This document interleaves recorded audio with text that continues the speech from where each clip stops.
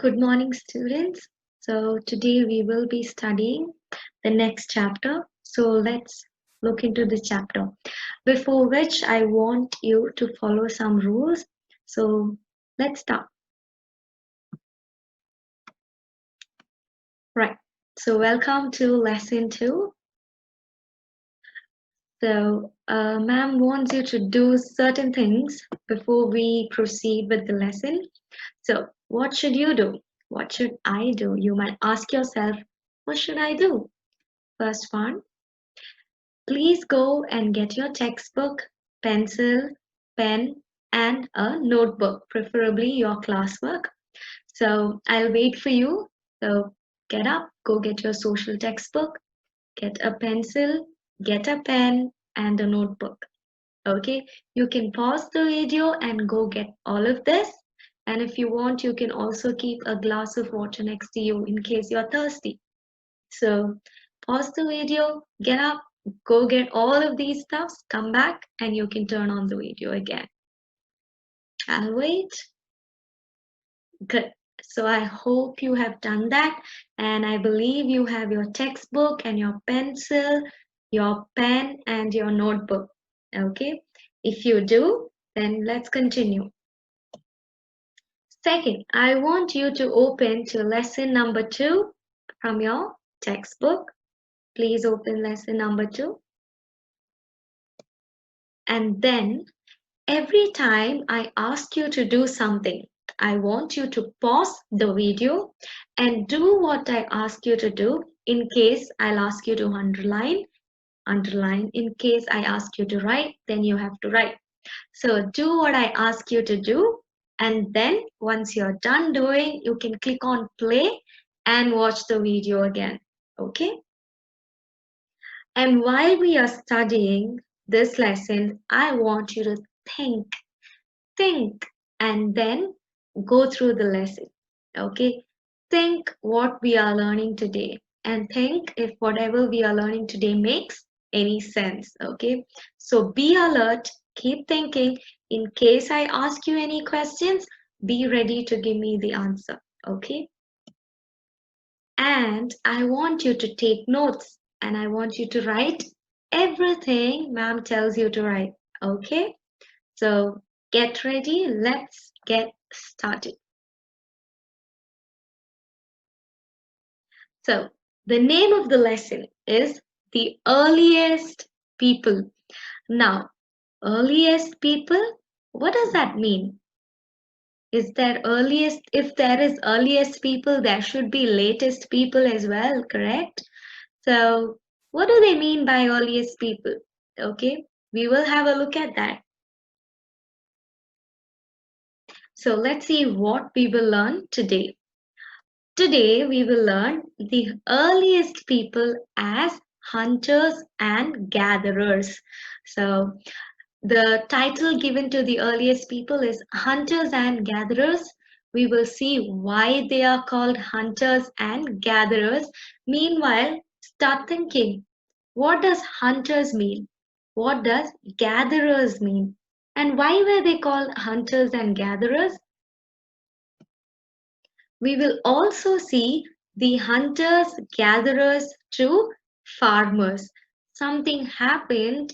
The hunters and gatherers do not remain hunters and gatherers, but they become farmers. Okay, so that's how the earliest people started changing, right? So these two things we will be covering today. So these are the new words that you have. So pause your video before take your notebook, take your pen and write these new words down. Okay, pause your video and write all the 4 words that you can see on the screen right now in your notebook. First word is Paleolithic. It's pronounced as Paleolithic. I'll tell you the meaning later. Please write it down. Paleolithic. The second one is stone on stone. Third one is pressure flaking.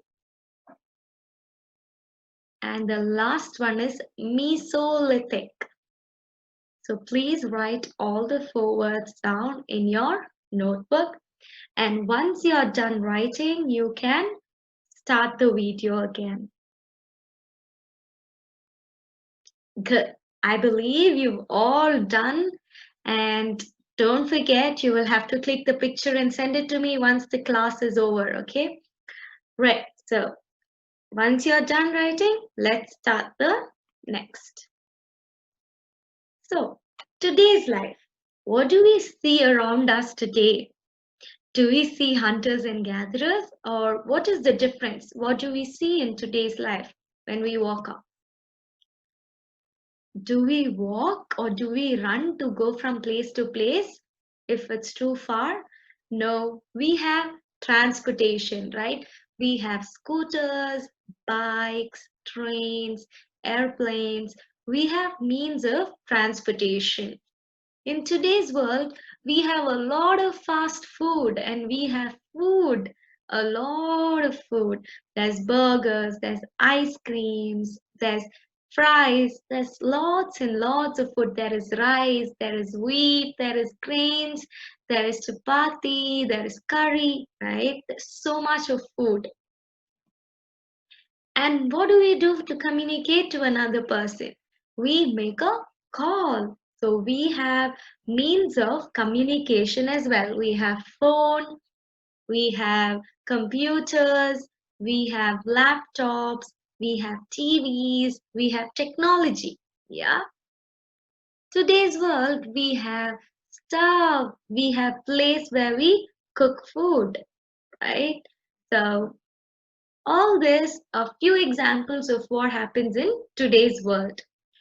But did this exist when the human beings existed from the beginning? Maybe not, correct? So that is why we are going to learn this lesson to know what exactly was happening before all this came. Okay? So let's see how about long ago.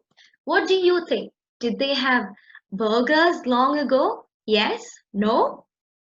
What do you think? No is the correct answer. Do you think they had bikes long ago? No is the correct answer. So what they did long ago was for food, they hunted. Now you see a guy, he's holding a gun and he's going for hunting. But back then, people did not have a gun, okay? I'll also teach you what they did for hunting. So people went for hunting for food and people gathered fruits, berries, and anything that was edible and good, they gathered, okay? So that's why they are called hunters and gatherers. What do people do for food? They hunted and gathered. What is hunting? You kill an animal or you catch a fish. That's called fishing. You kill a bird or an animal and eat the flesh, right? So that is hunting. And gathering is called collecting. So they collected fruits, they collected berries, they collected vegetables, and anything that they found in the nature which was edible for the food. As edible, they collected it. So we call that as gathering. Now, let's look at the textbook. So open your textbook and let's start reading from your textbook. So page number 12, sorry, page number 11. And as I read along, please place your finger on your textbook. Okay. The earliest people. Today we live in a modern world with different facilities. We can travel quickly from one place to another. We can communicate with people in distant places faster and more easily. Imagine a life without all these facilities, such as telephones, cars, a gas stove to cook on, or even a house to live in.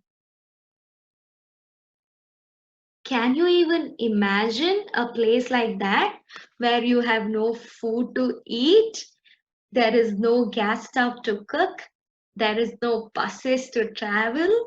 There is no phones to make a call. Can you imagine? There was a time like that.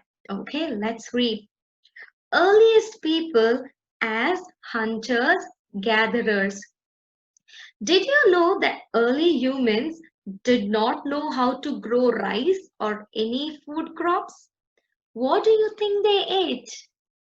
What do you think they ate? I think they ate fruits from the trees. Did you think the same thing? If you did, you are right. So let's keep reading. Early humans used to hunt different animals, birds, and fish for food. Can you take your pencil out and underline what we just read right now? Underline. Early humans used to hunt different birds and fish for food. Okay. The next statement, they also started collecting fruit and other natural products such as different edible roots and honey for food. I also want you to underline that statement. So underline from early humans used to hunt different animals, birds, and fish for food. They also started collecting fruit and other natural products such as different edible roots and honey for food. So, what do we understand here? We saw two things, hunting and gathering. And what are the things that they hunted? Come on, animals, birds, and fish. Can you tell it? Animals, birds, and fish. And what did they gather? They gathered fruits, roots, and honey. Okay, so I hope you understand the meaning of hunting and gathering. Let's keep reading. They may also have used natural products such as different leaves, barks of the trees, and skins of the animals for their purposes, such as clothing, clothes, and for making different tools. So they might have used bark of the tree, the skin of the animal, and the leaves to make clothing to protect themselves from the cold, right?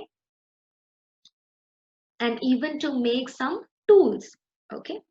Choosing edible plants and their products must have been a learning process because they had to check which plant and their parts were edible and which were poisonous or which fruit ripened in which season. So, do you think gathering was very easy? No, gathering was not an easy job. Why? Because they had to go around and check because they didn't know what is apple. They didn't know which is orange. They did not know what is banana. No.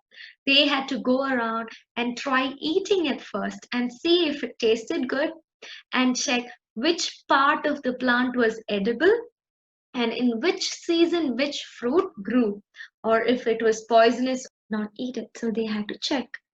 In the same way, whenever they went for hunting, they had something similar to do because there were times when they had to hunt bigger animals. There were times when the animals ran faster than humans. There were times when they had to hunt small animals. So, based on which they had to change their equipment, the tools, the tactics that they used to hunt the animals, etc. So, as times went by, they got better at hunting and gathering. Now,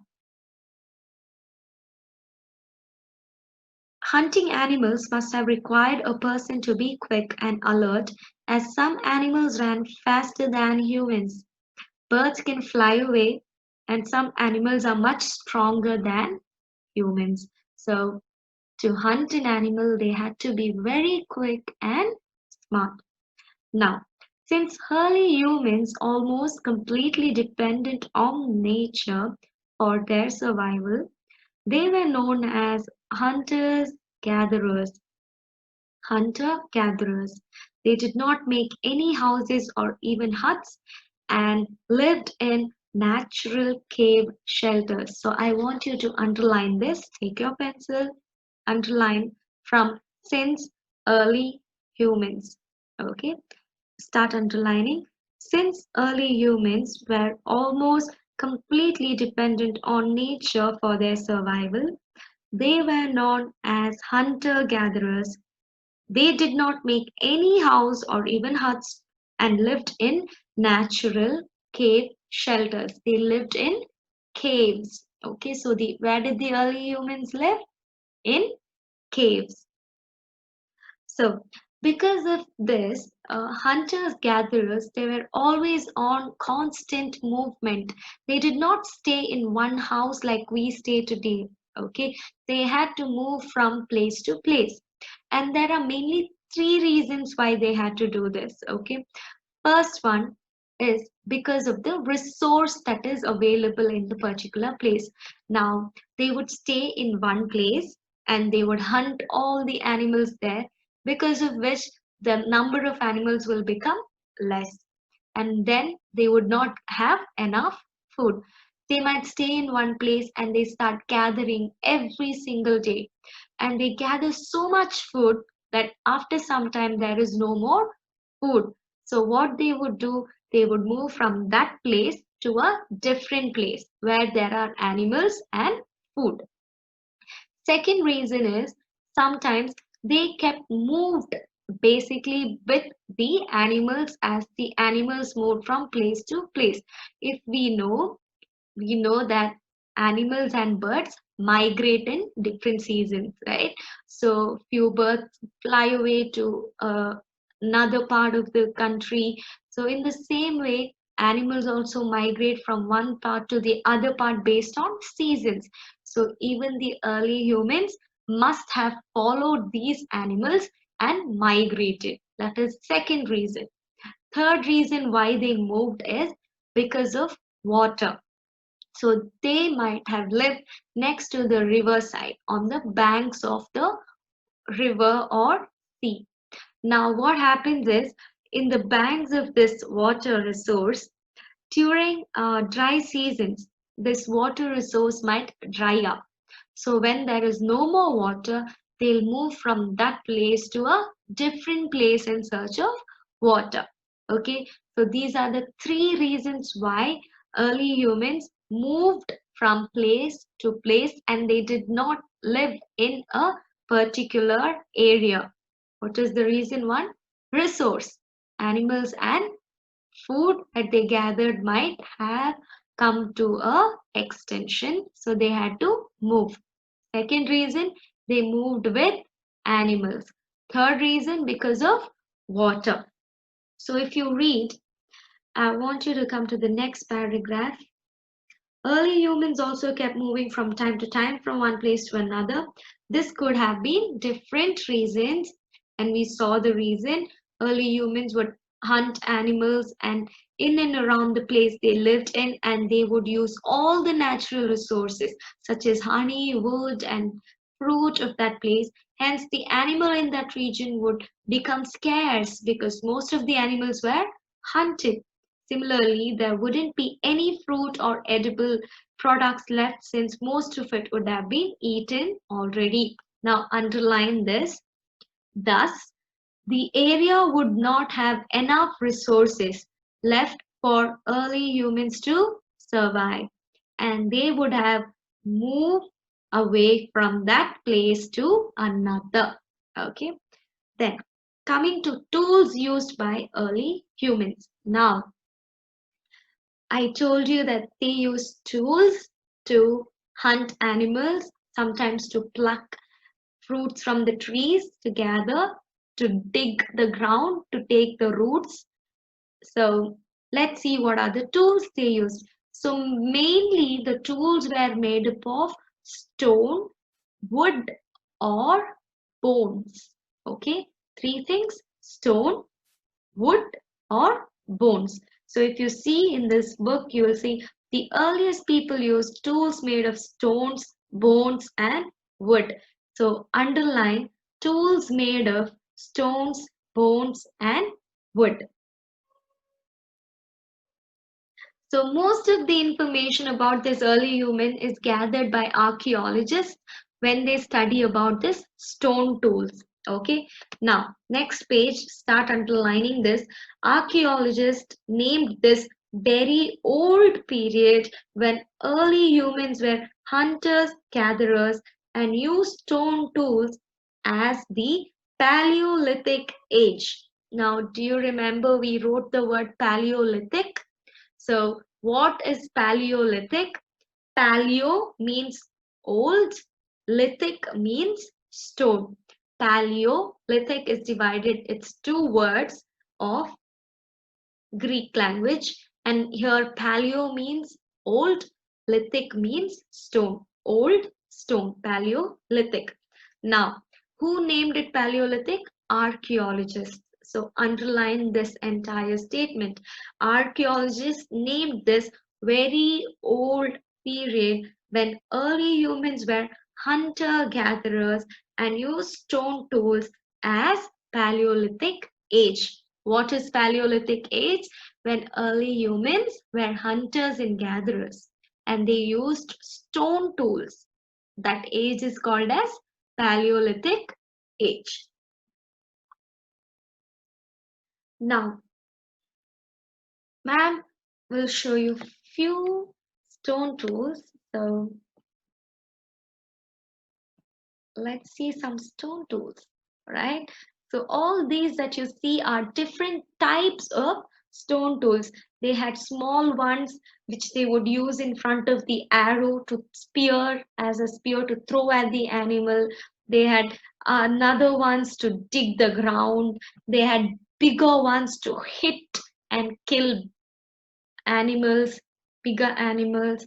So different types of stone tools were used for different type of things. So there are two ways in which stone tool is formed. Okay, so we will see that. Okay, two ways in which they made the stone tools. First one is called stone on stone technique. Stone on stone technique. So how does it work? So they will take one stone in one hand, another stone in their other hand, and they will hit both the stones. Okay, they'll keep hitting and hitting and hitting until the flakes of the stone fall off and it will get a desired shape. So this technique is called stone on stone. What is it?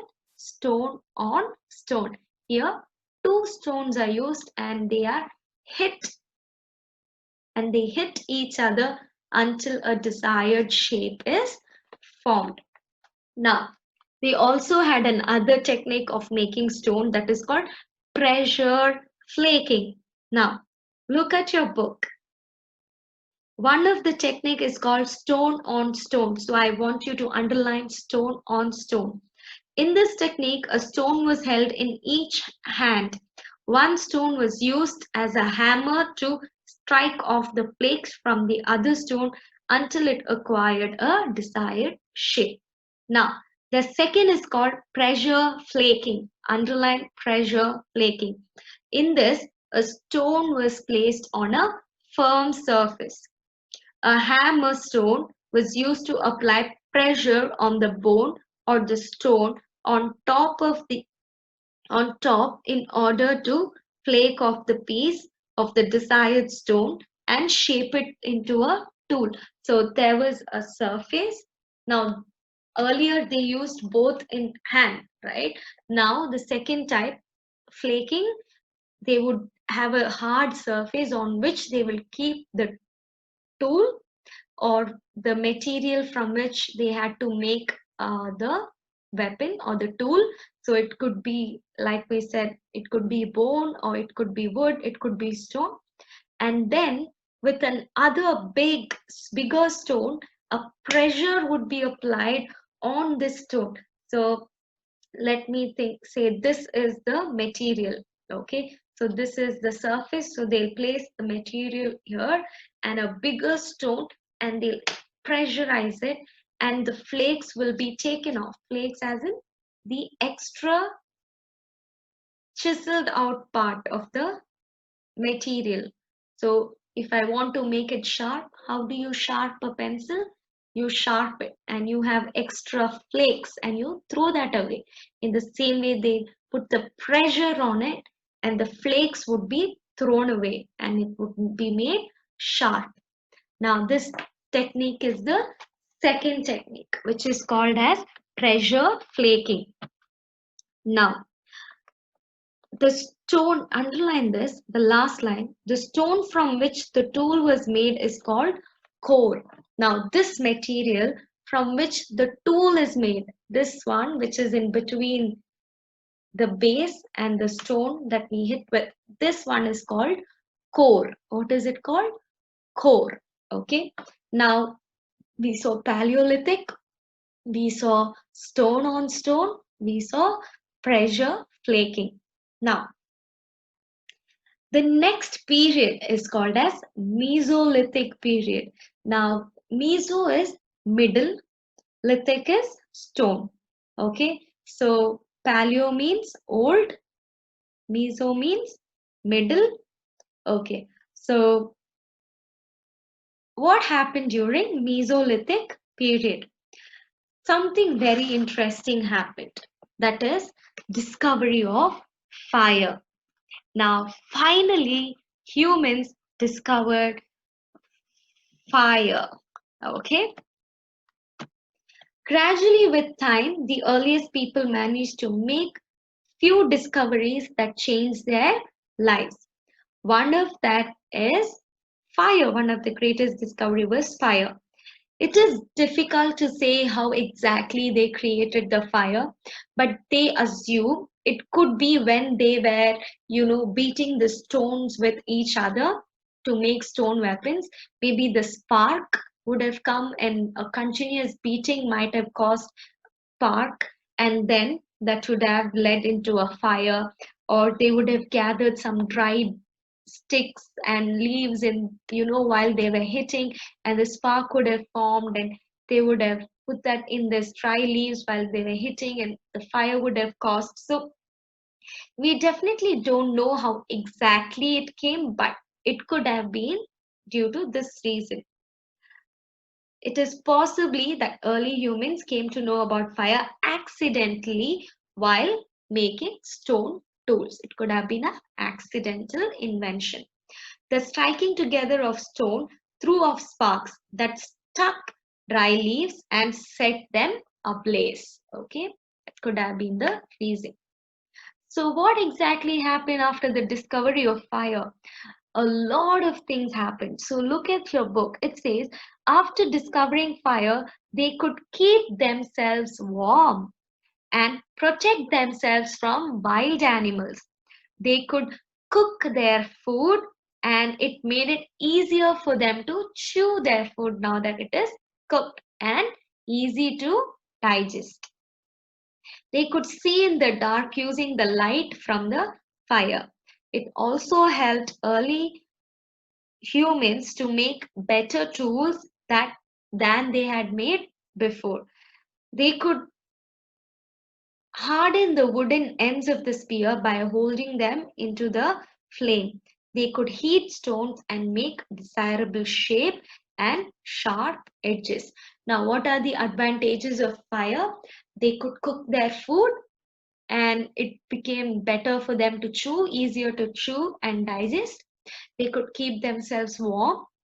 It provided light in darkness and it could keep the wild animals away. And now they could also make their tools in a better way. Now, the wooden tools, the spears, the end of the spears, they would keep it in the fire and make it sharp. They could burn or put the stones in the fire and get the sharp end by flaking. So these are the few things that happened by the discovery of fire. So please make sure you learn that as well because it is important to know what happened once there was fire. So let's have a quick recap.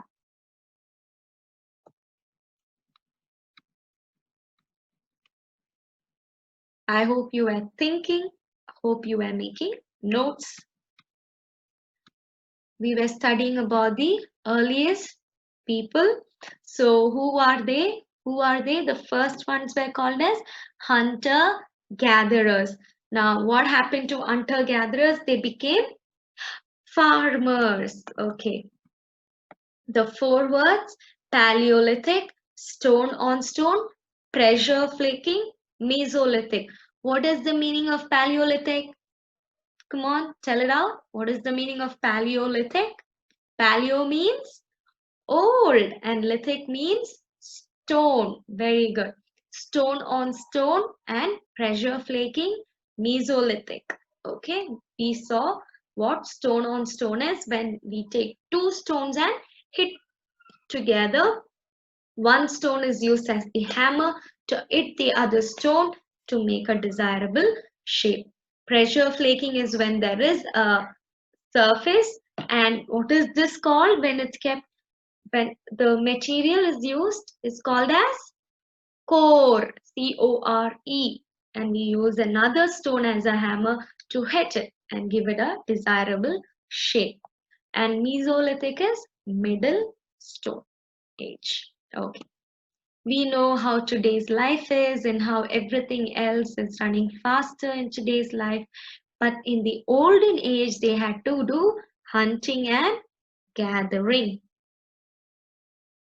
So we read about how they would do hunting and how they would do gathering for living. And slowly they made tools out of stone. And we learned about two types of stone making: stone on stone and pressure flaking. Then we said they discovered fire. Because of fire, there are so many uses. Okay, so we'll end our lesson here today and we will have our next class on the rest of the chapter.